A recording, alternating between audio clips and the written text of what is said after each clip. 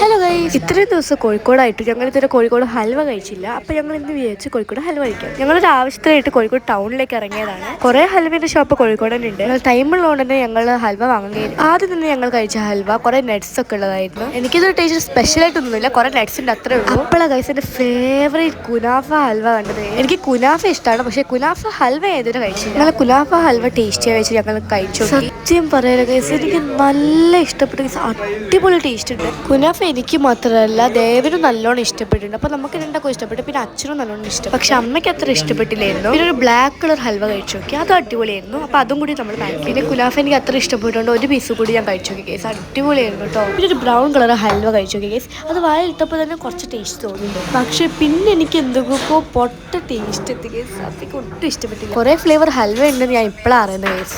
എന്തായാലും കുനാഫ ഹൽവ ഉണ്ടാവുന്ന ഞാൻ ഒട്ടും പ്രതീക്ഷിച്ചില്ല. പിന്നെ ഹൽവേന്റെ കുറെ സ്മോൾ പാക്കറ്റ്സും പിന്നെ അതിന് തൊട്ട് മീഡിയം പാക്കറ്റ്സും ഉണ്ട്. പിന്നെ ലാർജ് വേണോ സ്മോൾ വേണോ മീഡിയം വേണോ ഒക്കെ നമുക്ക് അങ്ങനെ ബില്ലും ചെയ്തത് ഞങ്ങൾ ഇറങ്ങി. ബ്ലാക്ക് കളർ ഹൽവയും പിന്നെ കുനാഫ ഹൽവയാണ് ഞങ്ങൾ. പിന്നെ ഇതിന്റെ പാക്കേജ് എനിക്ക് നല്ലോണം ഇഷ്ടപ്പെട്ടിട്ടുണ്ട്. അപ്പൊ അത്രേ ഉള്ളൂ. എല്ലാവർക്കും ബൈ.